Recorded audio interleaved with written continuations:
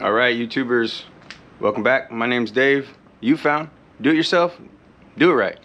And this video, it's a little different.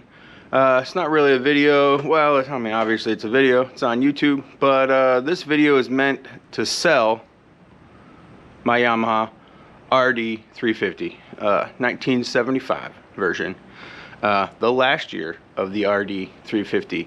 And basically, this video, I'm just gonna go over the bike and tell you the story of the bike.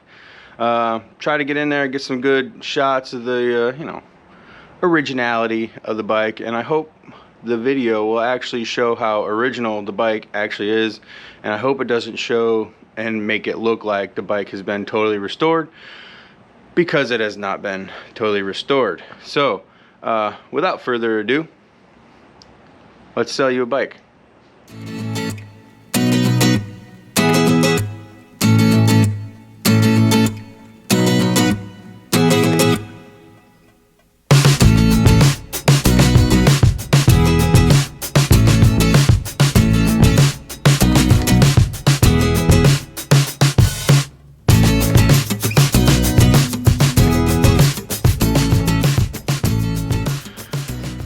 Alright, so I'm basically just going to tell you the story, how I got the bike. I'm friends with the local vintage bike shop, Coastal Empire Moto. Probably should have their shirt on, but I don't. Mike down there, he knows that I like the little bikes. I don't like the big old, the big old bikes. And we ended up trading. I had a bike he wanted, he had this. I had an RD200 at the time. Anyways, we ended up trading and I got the bike. So the story from him was that he got the bike from a gentleman in Maryland. Now the motor was whooped, as most of these old RDs, they get rode hard and put away wet. The motor was, it needed a new crank and pistons and whatever. And Mike from Coastal Empire Moto did all that to the engine. Now, can kind of verify that story. The guy was military, and I had left the military sticker on the forks, as you can see, and it says Pax River, Maryland, right there. So that pretty much verifies that story. So he got it from a gentleman up there, brought it down here, rebuilt it, and it was in his stable for a while. This was one of his personal bikes, and he decided that he wanted to sell it. He tried to sell it and ended up trading. I already told you that whole story. So that is the whole backstory that I know on this bike. Not a lot, but it's the backstory. So what Mike had done to the bike to make it his own, make it rideable, he did a lot of work to it. So the whole engine is totally rebuilt. We're talking pistons, rings, cylinders, crankshaft, all the seals, everything has been redone on the inside of that guy. Obviously the carburetors have all been cleaned and rebuilt, and I will say that the bike runs beautifully. I've driven it around, I've ridden it around a bunch. I really enjoy the bike, actually. I'm gonna be kicking myself in the butt that I sold it 10 years from now, because the value of these bikes is doing nothing but going up. So anyways, so that whole engine, the whole engine has been redone. Now he's put new tires on it, new brakes on front and back.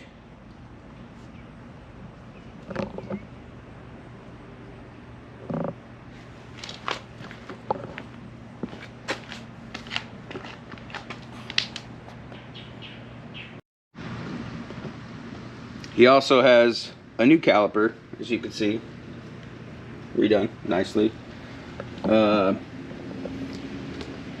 It's got the original headlight bucket, and you can see the Yamaha on there. Original turn signals. Now there is a sticker here that I left here. I don't know exactly what that sticker is for, but I left it. You can clean it off and make it look pretty if you'd like, but you know, I like the history of the bikes. That's why I left that Pax River sticker on there. Yeah, so continue on with what Mike did. You know, as you can see, you know, new tires. These are Avons. Yep, these are Avons Road Riders. You know, and then everything else. Oh, new battery also. I'll pop the seat open and show you that also. Everything else is pretty much original.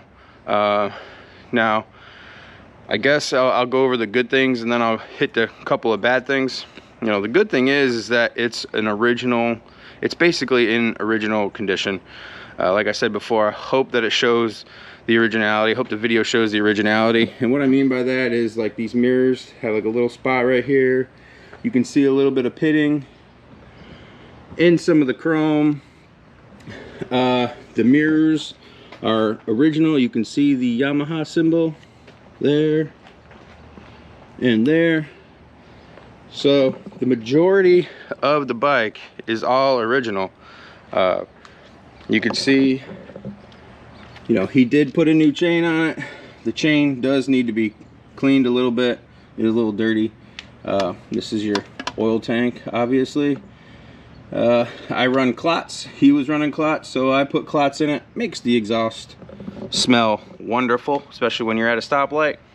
If you don't know what that smell sounds like, because, you know, it is a two-stroke. If you don't know what it smells like, I'm sorry, not sounds like.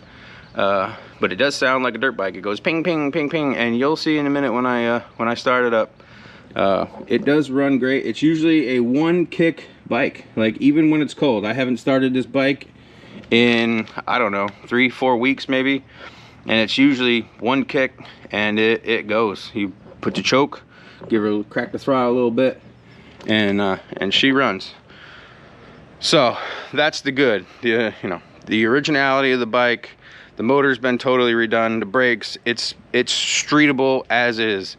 You can jump on this bike and ride it wherever the heck you want to go. Now, I wouldn't recommend going across country because it is a 1975, but if that's what you want to try, you know, go ahead. They ride, you know, 1905s across the country in the Cannonball, which they just finished up not too long ago. But anyway, so that's the good. The bad. Now, some people that don't know think that this is terrible. The bike does not have a title. It is a bill of sale bike. And before well, basically what I'm going to say is know your state's rules before you buy this bike.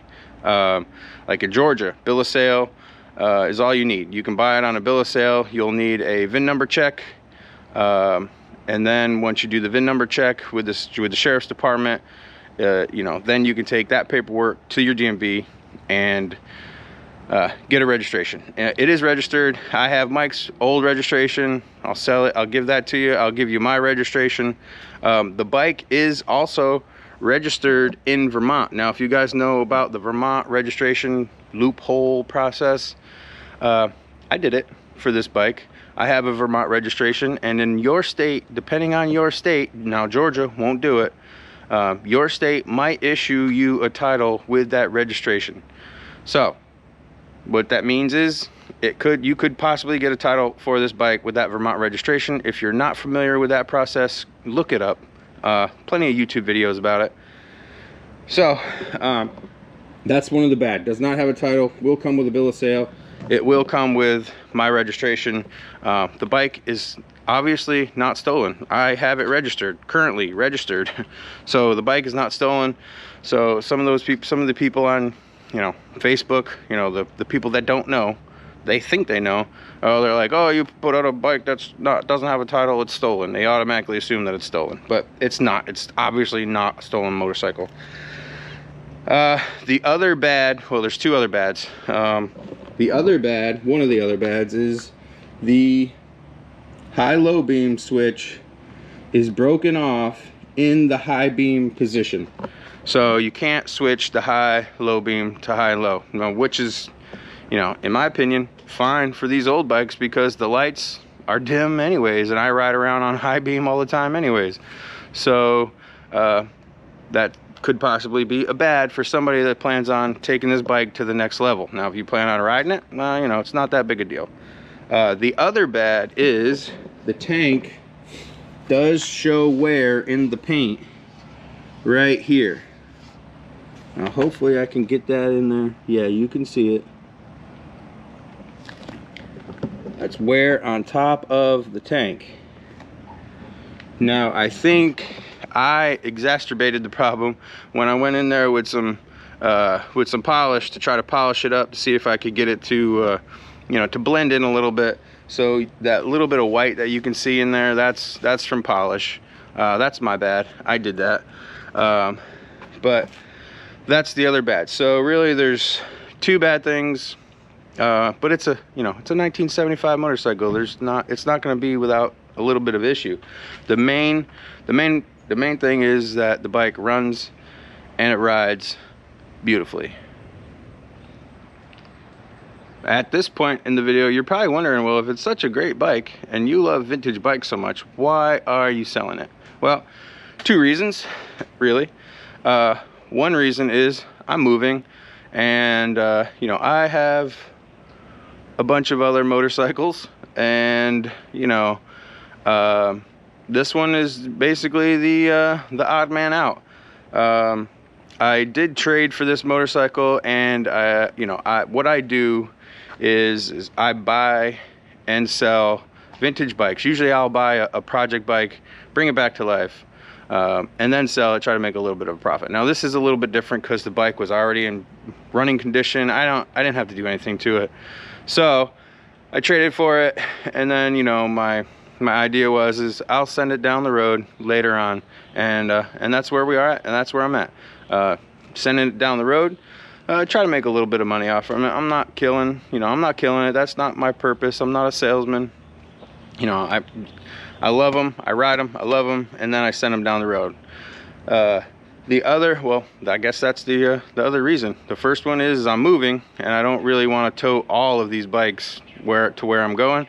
And the second reason is this is what I do: buy, sell, trade. You know, it's my hobby. It's what I do on the weekends, amongst, you know, YouTube videos.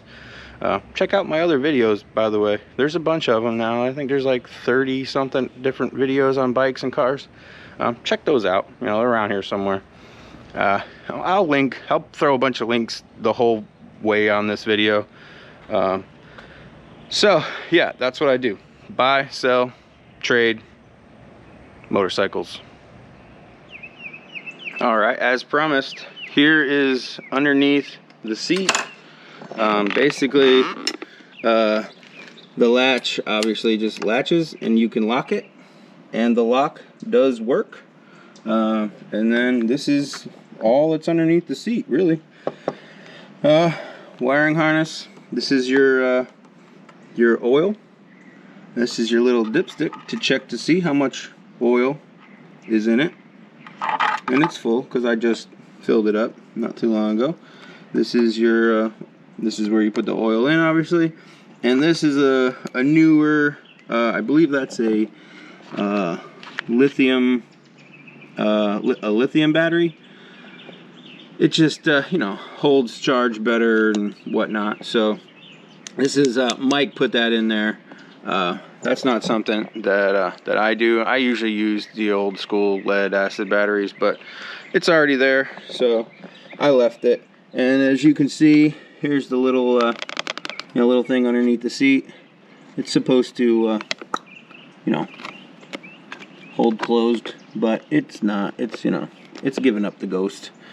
So that's basically the whole underneath. Not you know, not too exciting, but yeah, even the little latch works. And you pop it down, and then you just latch it, and that's it. And that's under the seat. All right, so you know, if you've lasted this far in the video, you're probably interested in the bike. Now everybody knows that has old motorcycles that most motorbikes have their own starting process. Now this one's pretty dang easy. This one is, you turn the key on, you push the choke down, and you kick it, and that's it. It usually starts right up. And so I'll show you. Here's the key. Light comes on, everything's on. See the light, neutral switch, high beam, because it's stuck in high beam, is on. You know, choke it. Right here's the choke. Choke on the Yamaha is down, so push it down. And then you come over here to this side. Make sure your switch is on run, which it is. And you basically kick it. Oh, now she's gonna make a liar out of me.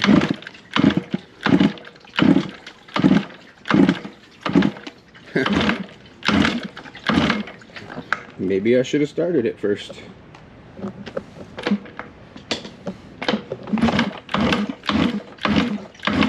Oh, I think I turned the fuel off. Sure did. Let's turn the fuel on. Now let's see if she'll kick. There we go.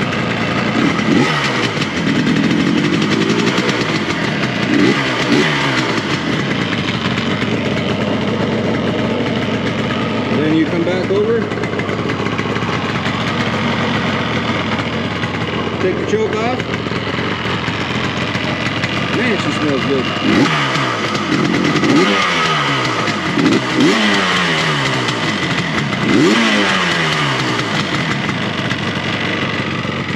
As you can see, she puffs out the right amount of blue smoke, even though that it's cold.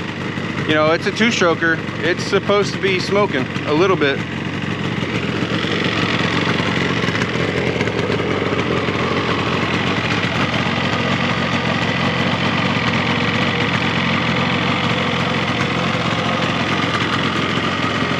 Headlight works.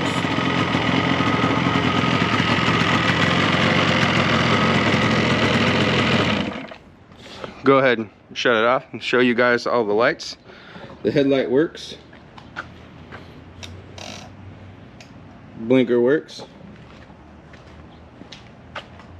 Oh, what the?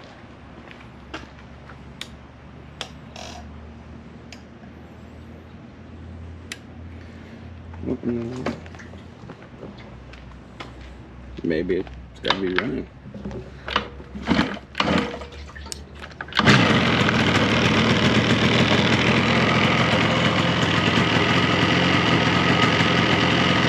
There we go. I didn't know that it had to be running for the blinkers to work. Learn something new every day. So there's that one.